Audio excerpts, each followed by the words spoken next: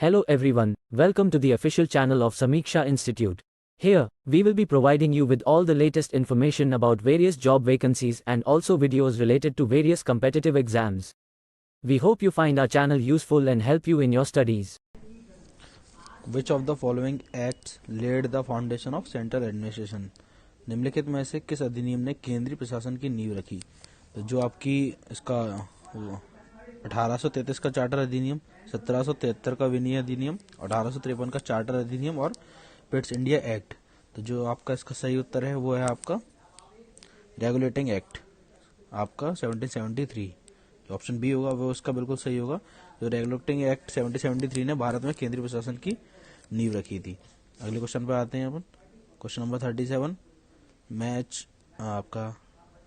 Match the list 1, list 2 and the select correct answer by giving UG codes given below the list. Bicameral system, legislative devolution, separate electorate, provincial autonomy, Government of India Act 1935, Indian Council Act 1861, Montagu James reforms, Indian Council Act 1892 और पार्लियामेंटो आपके reforms.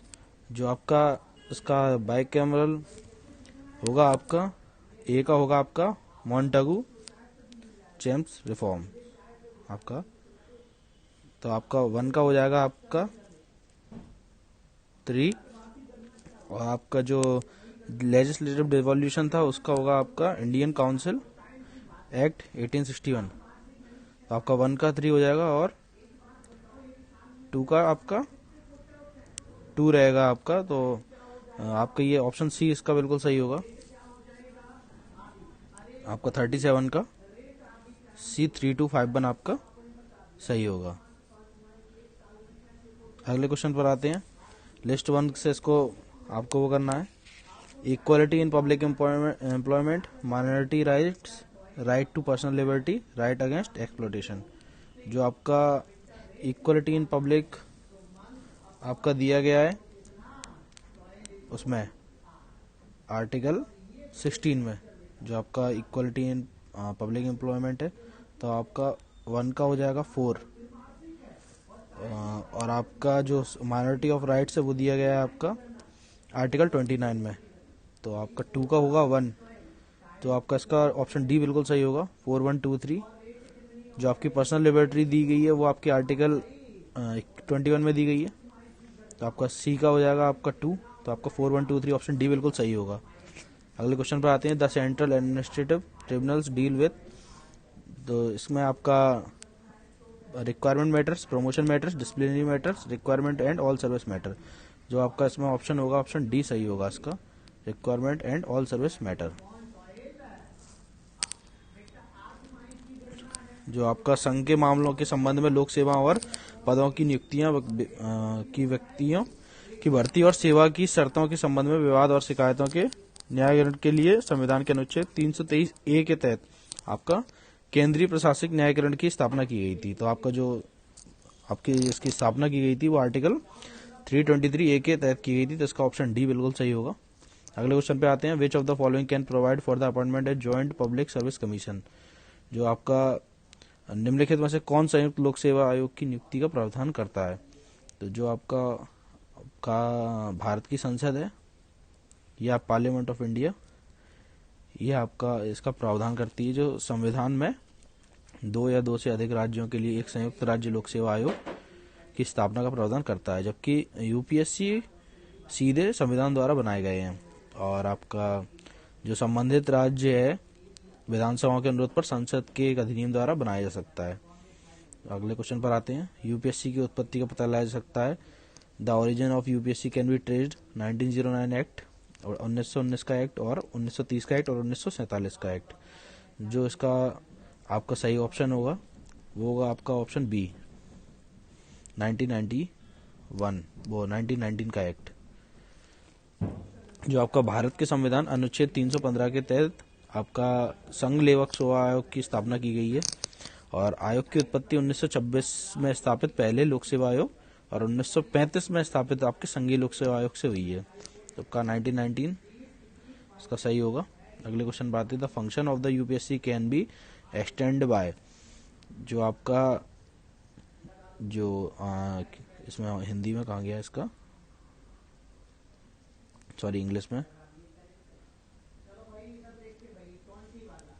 The function of the UPSC can be extended by, तो जो आपका इसमें हिंदी का शायद इधर चला गया है, हाँ, यूपीएससी के कार्यों को किसके द्वारा बढ़ाया जा सकता है, तो जो यूपीएससी के कार्य हैं वो आपका बढ़ाया जा सकता है उनको संसद के द्वारा।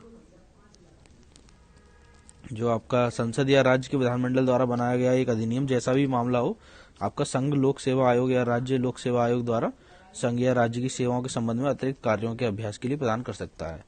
तो अगले क्वेश्चन पाते हैं, क्वेश्चन नंबर 43। किसी भी स्थानीय प्राधिकरण, कॉर्पोरेट निकाय या सार्वजनिक संस्थान की कार्मिक प्रणाली को यूपीएससी के अधिकार क्षेत्र में रखा जा सकता है। जो इसका आपका ऑप्शन होगा आपका और भारत के राष्ट्रपति, केंद्रीय कार्मिक मंत्रालय, संसद, सुप्रीम कोर्ट। तो जो आपका इसका सही है वो है ऑप्शन सी, संसद। आपका जो आपका 321 संसद या राज्य के विधानमंडल द्वारा बनाया गया एक अधिनियम है, जैसा भी मामला हो, संघ लोक सेवा आयोग या राज्य लोक सेवा आयोग द्वारा संघ या राज्य की सेवाओं के संबंध में आपका अतिरिक्त कार्यों के अभ्यास प्रदान कर सकता है। और कानून या किसी सार्वजनिक संस्थान द्वारा गठित किसी भी स्थानीय प्राधिकरण या अन्य निगमित निकायों की सेवाओं के संबंध में भी ये काम करता है। तो जो आपका ऑप्शन 43 है वो आपका सही होगा। अब अगले क्वेश्चन पे आते हैं, 44। यूपीएससी के अध्यक्ष और सदस्य किस अवधि के लिए पद धारण कर सकते हैं? तो जो आपका इसका पद धारण करते हैं आपका 6 साल के लिए। तो आपका इसका ऑप्शन डी सही होगा। जो आपका 6 ईयर आएगा इसमें भी, ऑप्शन डी इसका सही होगा। जो आपका यूपीएससी के अध्यक्ष और सदस्यों का कार्यकाल 6 या 65 वर्ष की आयु तक प्राप्त कर लेते हैं वो। अगले क्वेश्चन पे आते हैं, अखिल भारतीय सेवाओं का जनक किसे माना जाता है? Who is the regard as a father of Indian civil service? तो जो आपका इसमें ऑप्शन दिए हैं, lord Macaulay, lord Cornwallis, B R. Ambedkar, Sardar Patel. तो आपका ऑप्शन डी इसका सही होगा बिल्कुल। आपका सरदार पटेल को आपका father of all India service माना जाता है, जो सरदार वल्लभ भाई पटेल को अखिल भारतीय सेवाओं का जनक कहा जाता है। अगले क्वेश्चन पर आते हैं, एक संयुक्त लोक सेवा आयोग किसके द्वारा बनाया जा सकता है? Joint public service can be created by. तो जो आपका ये बनाया जा सकता है आपका संसद के एक अधिनियम द्वारा। तो ऑप्शन सी इसका बिल्कुल सही होगा, एन एक्ट ऑफ पार्लियामेंट। तो आपका अगले क्वेश्चन पर आते हैं हम, डिस्ट्रिक्ट जज आर अपॉइंटेड बाय। जिला न्यायाधीशों की नियुक्ति किसके द्वारा की जाती है? जो जिला न्यायाधीशों की नियुक्ति आपकी उच्च न्यायालय के मुख्य न्यायाधीश, राज्य लोक सेवा आयोग, राज्य के मुख्यमंत्री, राज्य के राज्यपाल। जो आपका इसमें सही ऑप्शन होगा वो होगा राज्य के राज्यपाल, गवर्नर ऑफ स्टेट। जो आपका राज्यपाल, राज्यपालों की सलाहकार शक्तियों के अंतर्गत आती है ये चीजें। अगले क्वेश्चन पर आते हैं, money can be introduce in the state legislature only on the recommendation of. धन विधेयक को राज्य विधानमंडल में केवल किसकी सिफारिश से पेश किया जा सकता है? तो ये आपका ऑप्शन होगा इसका लोकसभा अध्यक्ष, वित्त मंत्री, मुख्यमंत्री और राज्यपाल। तो जो इसका ऑप्शन आपका होगा राज्यपाल, ऑप्शन डी।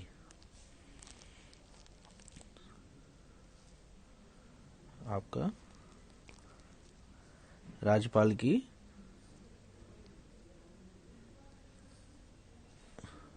क्या आपकी शक्तियों के अंतर्गत आती हैं ये चीजें।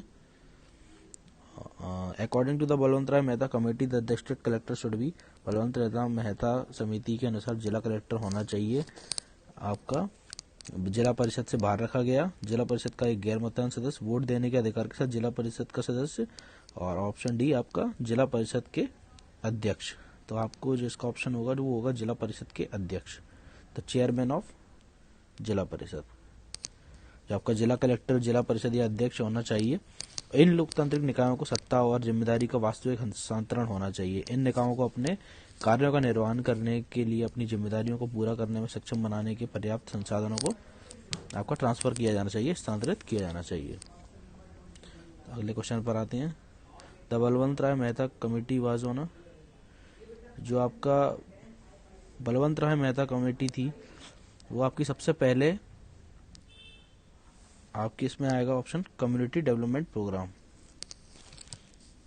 जो बलवंत राय मेहता समिति मूल रूप से भारत सरकार द्वारा 16 जनवरी 1957 को सामुदायिक विकास कार्यक्रम यानी कम्युनिटी डेवलपमेंट प्रोग्राम और 2 अक्टूबर 1952 को राष्ट्रीय विस्तार सेवा, और आपका 2 अक्टूबर 1953 के कामकाज की जांच करने के लिए और उपायों को सुझाव देने के लिए एक नियुक्त समिति थी। तो आपका कम्युनिटी डेवलपमेंट प्रोग्राम इसका सही है।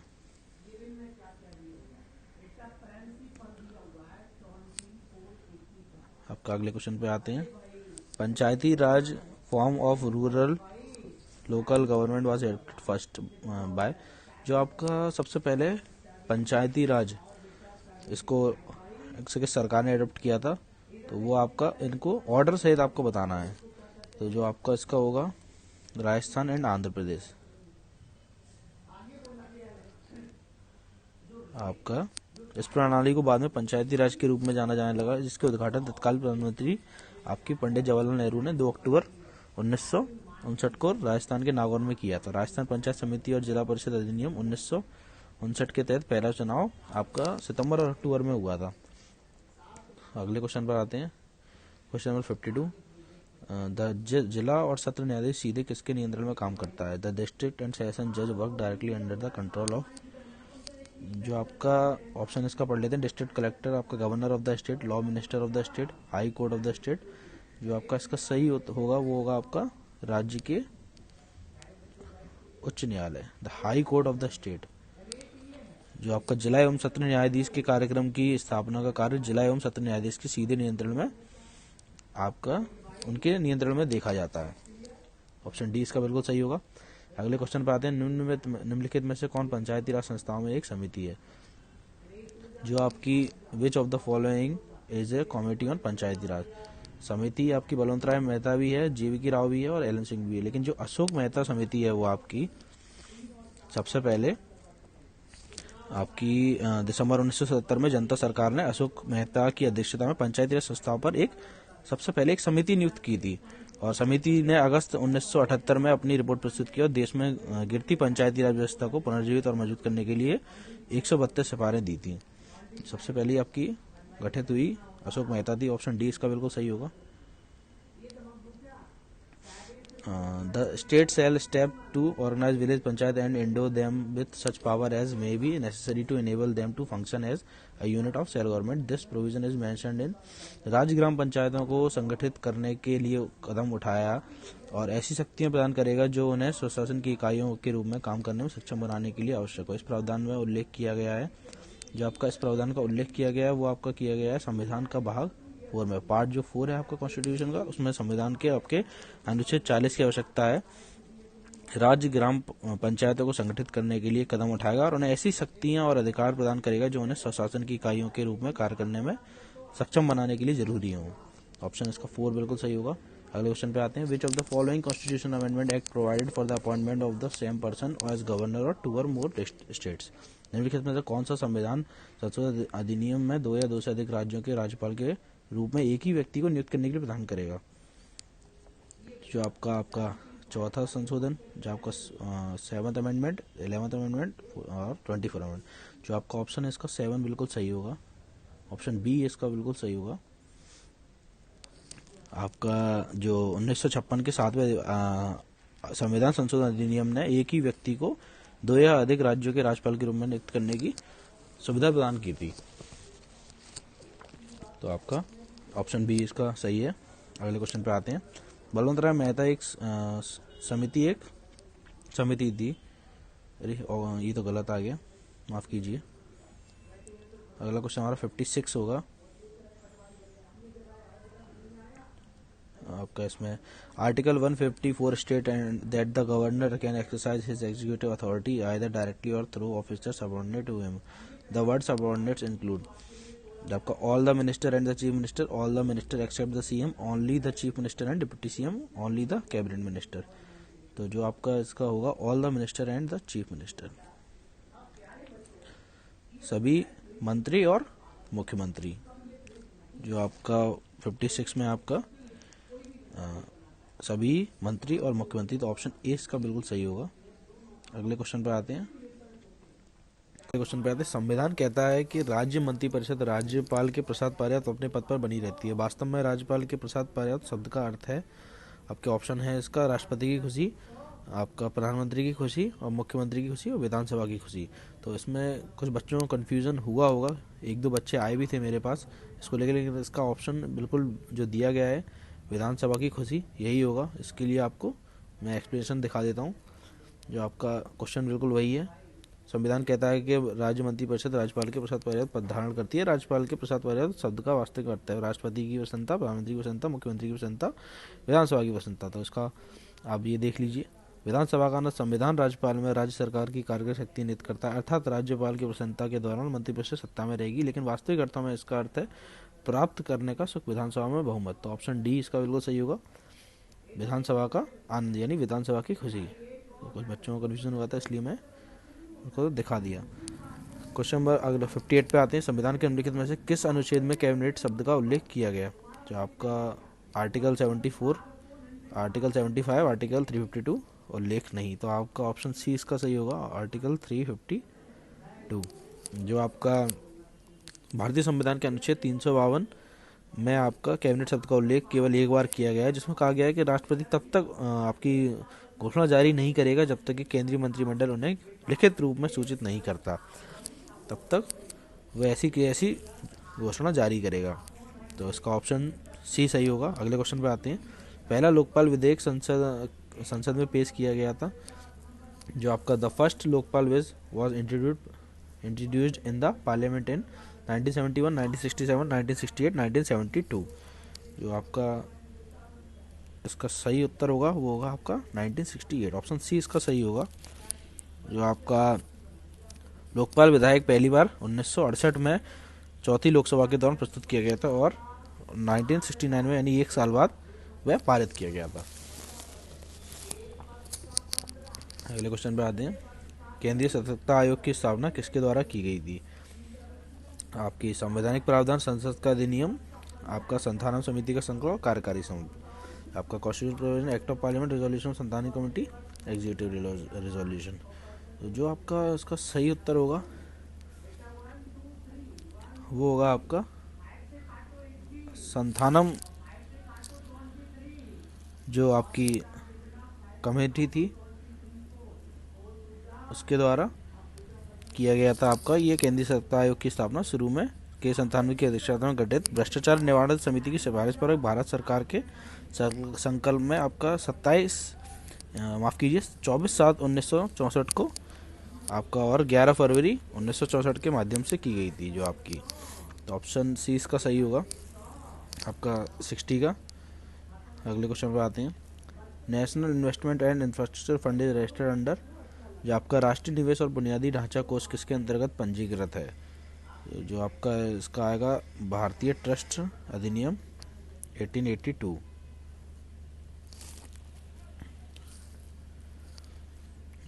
अगले क्वेश्चन पर आते हैं। Which of the following is not correct about A containment board? It is created by an executive resolution. It works under administrative control of the Union Defence Ministry. It is established of universal administration of civilian population in the cantonment area, or it is a statutory body. जो question number 62 अब इसका हिंदी में देख लेते हैं। जो आपका छावनी बोर्ड के बारे में लिखित से कौन सा सही नहीं है? ये एक कार्यकारी संकल्प द्वारा बनाया गया है। ये केंद्रीय रक्षा मंत्रालय के प्रशासनिक नियंत्रण में काम करता है। ये छावनी क्षेत्र में नागरिक आबादी के लिए नगर पालिका प्रशासन के लिए स्थापित किया गया ये एक वैधानिक निकाय है। तो जो आपका ये एक कार्यकारी संकल्प द्वारा बनाया गया है, ये आपका ऑप्शन सही नहीं है। आपका ये एक कार्यकारी संकल्प द्वारा बनाया गया है, तो आपका ऑप्शन ए इसका बिल्कुल सही होगा। अगले क्वेश्चन पे आते हैं। यदि किसी उच्च न्यायालय के न्यायाधीश की आयु के संबंध में कोई प्रश्न उठाता है तो प्रश्न का निर्णय राष्ट्रपति द्वारा परामर्श के बाद किया जाएगा। संबंधी उच्च न्यायालय के मुख्य न्यायाधीश, संबंधी राज्य के राज्यपाल, भारत के महान्यायाधीश, भारत के मुख्य न्यायाधीश। तो जो आपको भारत के मुख्य न्यायाधीश हैं इनके पर आपका किया जाएगा परामर्श के दौरान। आपको यदि किसी उच्च न्यायालय के न्यायाधीश की आयु के संबंध में कोई प्रश्न उठाता है तो प्रश्न का निर्णय भारत के मुख्य न्यायाधीश के परामर्श से आपके राष्ट्रपति द्वारा किया जाएगा और राष्ट्रपति का निर्णय अंतिम होगा। अगले क्वेश्चन पर आते हैं। सार्वजनिक उपक्रम को एक अलग संसदीय समिति की आवश्यकता की कल्पना सबसे पहले किसके द्वारा की गई थी? जो आपकी अशोक मेहता, जीवी मांकर, लंका सुंदरी और कृष्णा मेनन समिति। तो जो आपका लंका, इसका बिल्कुल सही होगा। जो आपका भारतीय संसद के स्वतंत्र सदस्य लंका सुंदरम ने एक प्रस्ताव पेश किया और सार्वजनिक उद्यमों से संबंधित व्यापक नीति और परिचालन मुद्दों पर ध्यान केंद्रित करने के लिए एक आपका सार्वजनिक उपक्रमों पर एक संसदीय समिति की स्थापना की आवश्यकता पर चर्चा शुरू की। और आपका संकल्प आपका दिसंबर 1953 में अपनाया गया था और समिति का गठन आपका 1964 में किया गया था। अगले क्वेश्चन पर आते हैं। छावनी बोर्ड के कार्यकारी अधिकारी द्वारा नियुक्त किया जाता है आपका बोर्ड के अध्यक्ष, रक्षा सचिव, राज्य के मुख्य सचिव, भारत के राष्ट्रपति। The executive officer of the cantonment board is appointed by president of the board, defence secretary, chief secretary of state और प्रेसिडेंट ऑफ इंडिया। तो जो आपका इसका सही उत्तर होगा वो होगा आपका प्रेसिडेंट ऑफ इंडिया, भारत के राष्ट्रपति। अगले क्वेश्चन पे आते हैं। निम्नलिखित में से कौन कौन एक राज्य विधान परिषद को समाप्त कर सकता है? Who which of the following can abolish A state legislative council? जो आपका इसका parliament, president, governor, state assembly. तो पार्लियामेंट इसका आपका सही उत्तर होगा। आपका जो भारत के संविधान के अनुच्छेद 169 के अनुसार भारत की संसद किसी राज्य की या राज्य विधान परिषद को बना सकता है या समाप्त कर सकती है यदि उस राज्य की विधायक विशेष बहुमत के साथ उसके एक प्रस्ताव को पारित करेगी। ऑप्शन ए इसका बिल्कुल सही है। Which of the following must be approved by public account committee before being submitted to the Lok Sabha for voting? Lok Sabha में मतदान के प्रस्तुत करने से पहले निम्नलिखित में से किसे लोक से लेखा समिति द्वारा अनुमोदित किया जाना चाहिए? जो आपका इसका सही उत्तर होगा आपका अतिरिक्त अनुदान, एक्सेस ग्रांट। जो आपका अतिरिक्त अनुदान की मांग लोकसभा में मतदान के लिए प्रस्तुत की जाती है उन्हें संसद की लोक लेखा समिति द्वारा अनुमोदित किया जाना चाहिए। अगले क्वेश्चन पे आते हैं। Which of the following is not involve in the preparation of budget? Budget में आपका कौन बनाने में आपका इन्वॉल्व नहीं होता है? हिंदी में इसको पढ़ लेते हैं। निम्नलिखित में से कौन बजट करने के तैयार में शामिल नहीं है? जो आपका शामिल नहीं है वो है आपका वित्त आयोग। तो जो आपका वित्त आयोग इसमें शामिल नहीं, तो ऑप्शन डी इसका सही होगा। अगला क्वेश्चन देख लेते हैं। राज्यपाल द्वारा विधान परिषद के लिए कितने सदस्य मनोनीत किए जाते हैं? तो जो आपके 1/3, 1/12, 1/8 और 1/6। जो आपका 1/6 ये ऑप्शन डी इसका बिल्कुल सही होगा। आपका 69 का ऑप्शन डी इसका सही होगा। जो आपका साहित्य, विज्ञान, कला, सहकारी आंदोलन और सामाजिक सेवाओं जैसे क्षेत्रों में ज्ञान या व्यवहारिक अनुभव रखने वाले व्यक्तियों में से 1/6 को राज्यपाल द्वारा नामित किया जाता है। 12वीं का चुनाव उन व्यक्ति द्वारा किया जाता है जो उस राज्य में रहने वाले 3 साल के आपका डिग्री होल्डर हैं, स्नातक हैं। अगले क्वेश्चन पर आते हैं। निम्नलिखित में से कौन सा युग्म सही सम्मिलित है? आपका इंग्लिश में इसे देख लेते हैं। Which one of the following pair is correctly matched? जो आपका 1990 डायर की एक्ट सिस्टम, आपका 1861 पोर्टफोलियो सिस्टम, 1935 बैकग्राउंड, आपका 1853 गवर्नर जनरल ऑफ इंडिया। जो आपका करेक्टली मैच्ड है इसमें ऑप्शन सी होगा इसका, ऑप्शन सॉरी बी होगा, 1861 पोर्टफोलियो, माफ़ कीजिएगा, ऑप्शन बी इसका सही होगा। जो आपका 1861 का अधिनियम पोर्टफोलियो सिस्टम। अगले क्वेश्चन पर आते हैं। Question number 71। राष्ट्रपति और मंत्रिपरिषद के बीच वर्तमान संबंध किसके प्रावधानों द्वारा शासित होते हैं? तो जो आपका the present relationship between the president and the council of ministers is governed by the provincial act of. जो आपका इसका सही होगा वो होगा आपका 44 अमेंडमेंट एक्ट। जो आपका 44 ऑप्शन डी इसका बिल्कुल सही होगा। जो 44वां संशोधन अधिनियम था उसके द्वारा आपके शासित होते हैं। अगले क्वेश्चन पर आते हैं। क्षेत्रीय परिषदों की स्थापना किसके द्वारा की गई? The zonal council have been established by आपका संविधान का अनुच्छेद 263, राज्य पुनर्गठन अधिनियम, क्षेत्रीय परिषद अधिनियम, भारत के राष्ट्रपति का एक आदेश। जो आपका स्टेट रीऑर्गेनाइजेशन एक्ट इसके द्वारा आपकी स्थापना की गई थी। जो आपका क्षेत्रीय परिषद के निर्माण का विचार भारत के पहले प्रधानमंत्री पंडित जवाहरलाल नेहरू द्वारा 1956 में रखा गया था, जब राज्य पुनर्गठन आयोग की रिपोर्ट पर बहस के दौरान उन्होंने ये चीज़ की थी। अगले क्वेश्चन पर आते हैं। निम्नलिखित में से कौन सा रेट भारत के संविधान में विशेष रूप से प्रदान नहीं किया गया? तो जो आपका विच of the following rate is not specify provide in the constitution of India. जो आपका ऑप्शन प्रोविजन भी किया गया है आपका मेंटेनेंस वारंटो, आपका इंजेक्शन नहीं किया गया है, प्रतिष्ठित और परमादेश अधिकार ये आपका ये नहीं किया गया। ऑप्शन डी इसका सही होगा। आपका जो कानून में एक आपका निषेधाज्ञा एक अदालत द्वारा एक या एक से अधिक पक्षों की दीवानी मुकदमों में कुछ निर्दिष्ट कार्य या कृत्यों को करने से परहेज करने के आदेश है, इसलिए इसका आपका ऑप्शन डी इसका सही होगा। अगला क्वेश्चन पे आते हैं। संविधान सभा की संरचना के संबंध में निम्नलिखित में से कौन सा कथन सत्य है? Which of the following statement are true regarding the composition of the constituent assembly. जो आपका ऑप्शन पढ़ लेते हैं अपन। The represented were to be elected from the four constituents: Hindu, Muslim, Sikh and Christian.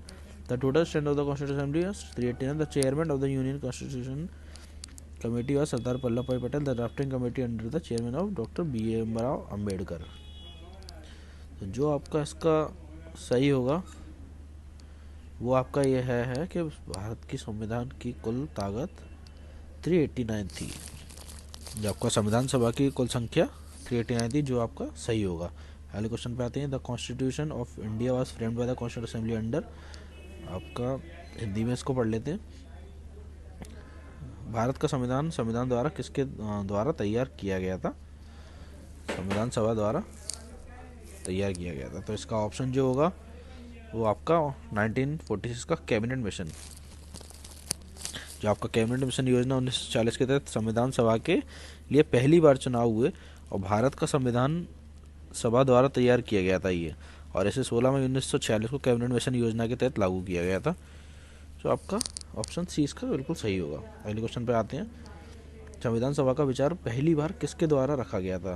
तो जो इसको आपका M.N. रॉय, B.R. अम्बेडकर और राजेंद्र प्रसाद, सरदार वल्लभ भाई पटेल। तो आपका M.N. रॉय द्वारा रखा गया था। आपका जो संविधान सभा का विचार 1934 में M.N. रॉय द्वारा प्रस्तावित रखा गया था, जो भारत के कम्युनिस्ट आंदोलन के अग्रणी और कट्टरपंथी लोकतंत्र के आपके प्रचारक थे, और ये 1935 में भारतीय राष्ट्रीय कांग्रेस की आधिकारिक मांग भी बन गई थी। तो अगले इसका ऑप्शन ये बिल्कुल सही होगा। अगले क्वेश्चन पे आते हैं। संविधान सभा की रचना थी 389, 385 और आपका 388 और 379। जो आपकी संविधान सभा की रचना थी तो वो आपकी थी, इसमें आएगा ऑप्शन ए इसका सही होगा 389। जो आपका ये अभी अपन ऊपर कर चुके हैं इस चीज़ को। अगले क्वेश्चन पे आते हैं। Question number 78। संविधान सभा के सदस्य थे गवर्नर जनरल द्वारा मनोनीत, सीधे लोगों द्वारा चुने गए, विभिन्न प्रांतों के विधायकों द्वारा चुने गए और रियासतों के शासक द्वारा नामित, कांग्रेस और मुसलमान लीग द्वारा मनोनीत। अब इंग्लिश में पढ़ लेते हैं। The member of the constituent assembly were nominated by the Governor General, directly elected by the people, elected by the legislatures of various provinces and nominated by the rulers of princely state, nominated by the Congress and the Muslim League। तो जो आपका इसका option होगा वो आपका सी बिल्कुल सही होगा। Elected by the legislature of various provinces the nominated और रूलर ऑफ प्रिंसली स्टेट।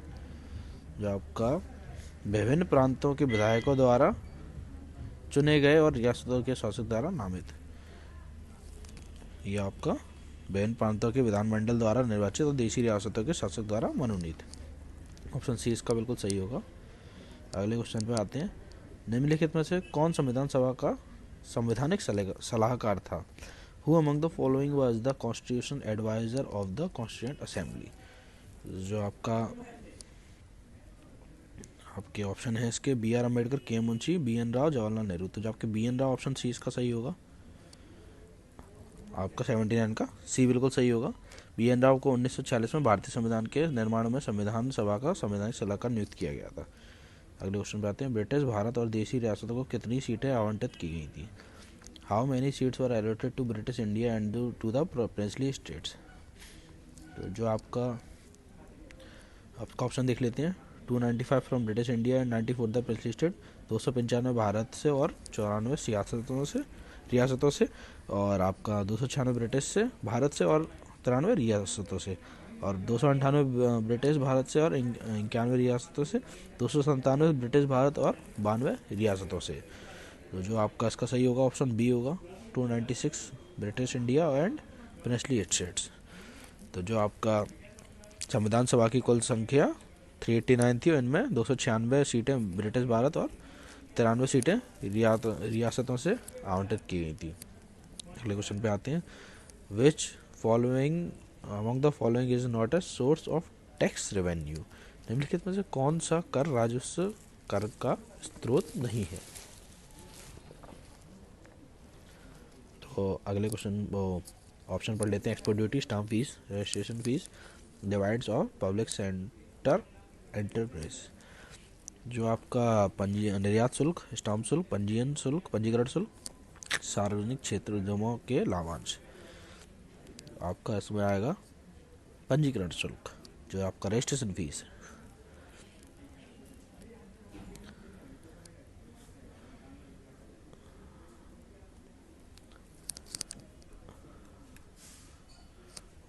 नहीं, divided of public sector enterprise, माफ़ कीजिएगा, ये इसका सही होगा, सार्वजनिक क्षेत्रों के उद्यमों के लाभांश।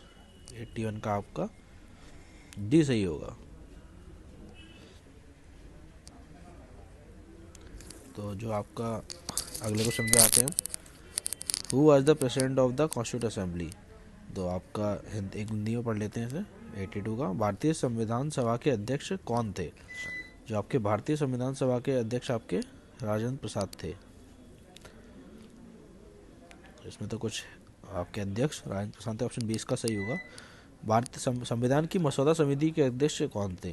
तो आपकी इसके भी आपके जवाहरलाल नेहरू, BR अम्बेडकर, सुभाष चंद्र बोस और राजेंद्र प्रसाद। तो इसके आपके थे BR अम्बेडकर।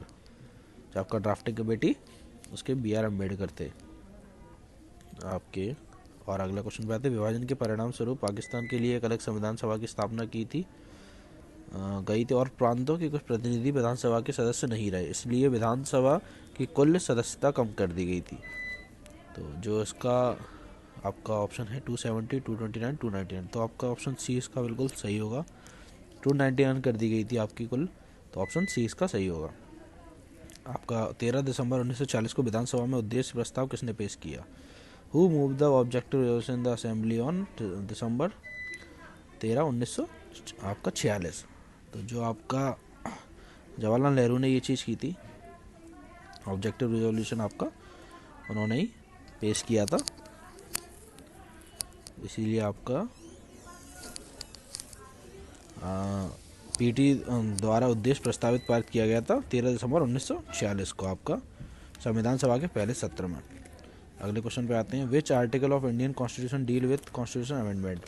जो आपका संविधान भारतीय संविधान का कौन सा अनुच्छेद संवैधानिक संशोधन से संबंधित है? जो आपका आर्टिकल 368 है, वो आपका इसका रिलेशन है इससे। जो आपका आर्टिकल 368। अगले क्वेश्चन पे आते हैं। ऑप्शन सी इसका सही होगा। In which constitution amendment act Goa was made full fledge state with a state assembly? किस संविधान संशोधन अधिनियम में गोवा को एक राज्य विधानसभा के साथ एक पूर्ण राज्य बनाया गया? तो जो आपका ऑप्शन सी है इसका 56 कॉन्स्टिट्यूशन अमेंडमेंट एक्ट 1987। जो आपका 56वां संविधान संशोधन 1987 में बनाया गया। अगले क्वेश्चन पे आते हैं। आपका हिंदी में इसका देख लेते हैं। 88 में किस संविधान संशोधन अधिनियम में राष्ट्रपति द्वारा भारत के लोगों को संविधान का एक आधिकारिक पाठ हिंदी में प्रदान किया गया था? आपका 57वां संविधान संशोधन, आपका 58वां और 59वां और 61वां। तो जो आपका किया गया था वो 58वां संविधान संशोधन अधिनियम इसमें किया गया था आपका। ऑप्शन 20 का सही होगा बिल्कुल। जो आपका 58वां संविधान संशोधन अधिनियम 1987। अगले क्वेश्चन पे आते हैं, किस संविधान संशोधन अधिनियम ने अनुसूचित जाति और जनजाति और अन्य पिछड़े वर्गों के छात्रों के लिए निजी गैर सहायता प्राप्त शिक्षण संस्थानों प्रवेश में आरक्षण प्रदान किया? तो जो आपका ऑप्शन देख लेते हैं, 93 संविधान संशोधन अधिनियम, 92 संविधान संशोधन अधिनियम, 94 संविधान संशोधन अधिनियम, 95 संविधान संशोधन अधिनियम। जो आपका इसका सही होगा आपका ए, 93वां, आपका 93 आपका कॉन्स्टिट्यूशन अमेंडमेंट एक्ट। जो आपका 93 संविधान संशोधन, यह संशोधन 2006 में किया गया था और इससे शैक्षणिक संस्थानों में अनुसूचित जाति और जनजाति या अन्य पिछड़ा वर्ग के नागरिकों को प्रवेश के लिए सीटों के आरक्षण की व्यवस्था की गई थी। अगले क्वेश्चन पे आते हैं, किस संविधान संशोधन ने मतदान के अधिकार को 21 से हटाकर 18 किया गया था? Which constitutional amendment reduce the voting rights from 21 year to 18 year? तो जो आपका ऑप्शन 61वां होगा इसका, 61। भारत के संविधान के 61वें संशोधन, जिसने आधिकारिक तौर पर संविधान का अधिनियम आपका जो 1989 के रूप में जाना जाता है, इसने लोकसभा और राज्यों की विधानसभाओं के लिए मतदान की आयु 21 से घटाकर 18 कर दी थी।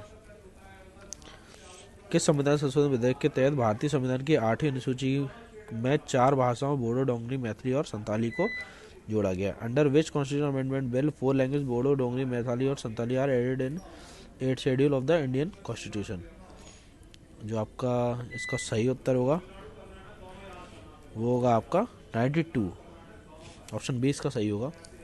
जो आपका बोडो, डोंगरी, मैथिली और संताली को 92 संविधान संशोधन अधिनियम 2003 द्वारा भारत के राजपथ में प्रकाशित किया गया था। 2004 8वीं अनुसूची में और 35 और भाषाओं में शामिल करने की मांग सरकार के पास पेंडिंग है। अगले क्वेश्चन पे आते हैं, निम्नलिखित में से कौन सा संशोधन आपातकाल के दौरान पारित किया गया था? विच of the following amendment was pass during the emergency? तो जो आपका 42वां संविधान संशोधन था, उसको इमरजेंसी के दौरान पारित किया गया था आपका, जिसे आधिकारिक तौर पर संविधान आपका अधिनियम 1976 के रूप में जाना जाता है। आपातकाल पर 25 जून 1975 से आपका 21 मार्च 1970 के दौरान इंदिरा गांधी के नेतृत्व में लगा था और भारतीय राष्ट्रीय कांग्रेस द्वारा इसको अधिनियम या पारित किया गया था। अगले क्वेश्चन पे आते हैं, in which of the following amendment in the term of Lok Sabha increase from 5 to 6 year? तो आपका 40वां आपका संशोधन, 42वां संशोधन, 44वां संशोधन और 46वां संशोधन। तो आपका जो 42वां था, ये आपका इसको 5 साल से बढ़ा के 6 साल कर दी गई थी लोकसभा की जो टर्म होती है। अब अगले क्वेश्चन पे आते हैं, क्वेश्चन नंबर 94। संविधान आपका जो 42वां संशोधन अधिनियम 1976 के बारे में कौन सा कथन सत्य है? जो आपका मौलिक अधिकार पर निर्देशक की प्राथमिकता मौलिक कर्तव्यों को शामिल किया गया, ये भी सही है। संविधान संशोधन पर किसी ये भी सही है। आपका उपरोक्त सभी, ये चारों ही इसके सही है। ऑप्शन डी इसका बिल्कुल सही होगा। नीचे दिए गए आपके सभी विकल्प सही हैं। अगले क्वेश्चन पे आते हैं, क्वेश्चन नंबर 95। निम्नलिखित में से कौन सा संशोधन अधिनियम संविधान में अनुच्छेद 21A को सम्मिलित करके 6 से 14 वर्ष से कम आयु की सभी बच्चों को शिक्षा के अधिकार के मौलिक अधिकार बनाता है? तो जो आपका 87, 86 और 88 और 89। तो आपका 86 इसका बिल्कुल सही है, ऑप्शन बी इसका बिल्कुल सही होगा। इसे 2 दिसंबर 2002 में 86वें संशोधन संबंधित आपका पेश किया गया था और इसे 1 अप्रैल 2009 से प्रभावी बनाया गया था। तो आपका ऑप्शन बी इसका बिल्कुल सही होगा। अगले क्वेश्चन पे आते हैं, भारत को न्यायालय के एकल आदेश की अवधारणा कहाँ से मिली? आपका भारत सरकार अधिनियम 1935, भारत सरकार अधिनियम 1919, पेट्स इंडिया एक्ट 1773, उपरोक्त में से कोई नहीं। तो जो आपका भारत सरकार अधिनियम 1935 इसका सही होगा, ऑप्शन ए इसका बिल्कुल सही होगा। जो भारत सरकार अधिनियम 1935 ने भारत में न्यायपालिका के एकल आदर्श का मार्ग आपका प्रशस्त किया था एकदम। तो अगले क्वेश्चन पे आते हैं, निम्नलिखित में से कौन सा कथन भारत के सर्वोच्च न्यायालय के बारे में सत्य नहीं है? भारतीय संविधान के अनुच्छेद 124 से 147 के और भाग 5 संविधान की संरचना शक्ति के बारे में बताया गया है। सुप्रीम कोर्ट का उद्घाटन 28 जनवरी 1950 में हुआ था। पहली बार सीजे कर्नाटक से थी। तो सर्वोच्च न्यायालय के न्यायाधीश की नियुक्ति भारत के राष्ट्रपति द्वारा की जाती है। तो जो आपका पहली महिला सीजे कर्नाटक से थी, ये चीज़ आपकी गलत है, क्योंकि अब तक तो कोई महिला सीजीआई बनी ही नहीं है। कोई अब तक भारत की कोई महिला मुख्य न्यायाधीश नहीं बनी है। अतः कथन ये वाला सत्य है। निम्नलिखित में से किस संशोधन में आपका विच of the following is not included in the qualification for being a जज इन सुप्रीम कोर्ट। आपका जो हिंदी में इसको देख लिया आप। निम्नलिखित में से कौन सा उच्चतम न्यायालय में न्यायाधीश होने की योग्यता में शामिल नहीं है। भारत का नागरिक होना चाहिए। आपका उसे संसद की दृष्टि में एक सम्मानित अधिवक्ता होना चाहिए। वह कम से कम 5 साल की उच्च न्यायालय न्यायाधीश हो। उच्च न्यायालय में कम से कम 10 वर्षों तक उसे वकील होना चाहिए। तो आपका जो ऑप्शन बी है ये शामिल नहीं है कि उसे भारत की संसद की दृष्टि में एक सम्मानित व्यक्ति होना चाहिए। तो आपका ऑप्शन बी इसका सही है। अगले क्वेश्चन पे आते हैं। सर्वोच्च न्यायालय के न्यायाधीश के कार्यकाल के संबंध में कौन सा कथन सही नहीं है। आपका सर्वोच्च न्यायालय का एक न्यायाधीश 65 वर्ष की आयु तक अपने पद पर बना रह सकता है, और सर्वोच्च न्यायालय के न्यायाधीश अपने त्याग पद तक मुख्यमंत्री न्यायाधीश को देते हैं। संसद की सिफारिश पर राष्ट्रपति द्वारा से हटाया सकता है। उच्चतम न्यायालय के न्यायाधीशों को कदाचार की स्थिति में भी हटाया सकता है। जो ऑप्शन बी है उसका भी सही होगा। आपका सर्वोच्च न्यायालय के न्यायाधीश अपने त्याग पर मुख्य न्यायाधीश को देते हैं। जो आपका संविधान के सर्वोच्च न्यायालय का न्यायाधीश राष्ट्रपति को अपना त्यागपत्र देता है। अगले क्वेश्चन पे आते हैं। उच्चतम न्यायालय के न्यायाधीश को कौन हटा सकता है। हु कैन रिमूव द जज ऑफ द सुप्रीम कोर्ट। जो आपका सर्वोच्च न्यायालय के मुख्य न्यायाधीश केवल राष्ट्रपति, केवल संसद और राष्ट्रपति दोनों। हु कैन रिमूव द जज ऑफ द सुप्रीम कोर्ट। तो chief justice of supreme court, only the president of the parliament, both parliament and president. तो आपका यही दोनों हटा सकते हैं। ऑप्शन डी इसका बिल्कुल सही होगा। तो आज की वीडियो के लिए इतना ही। बहुत बहुत धन्यवाद आपका।